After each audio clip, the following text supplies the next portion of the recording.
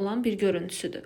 Burada gördüyümüz kənarlarındakı bu sarı hissə, belə deyək ki, lipid mübadiləsinin, yəni yağ mübadiləsinin pozulmasının nəticəsində divagan divarının divarlarına çökmüş olan plaklardır.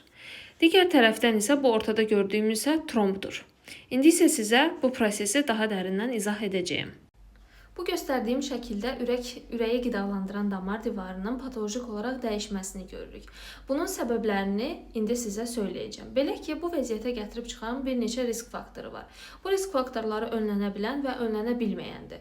Önlənə bilməyən risk faktorları onlardır ki, məsələn, yaş artdıqca damar sərtliyi artmağa başlayır. Daha sonra kişi cinsinə mənsub olma və bəzi qrup genetik xəstəliklər.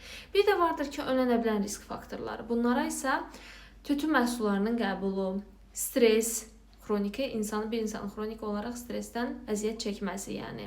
Daha sonra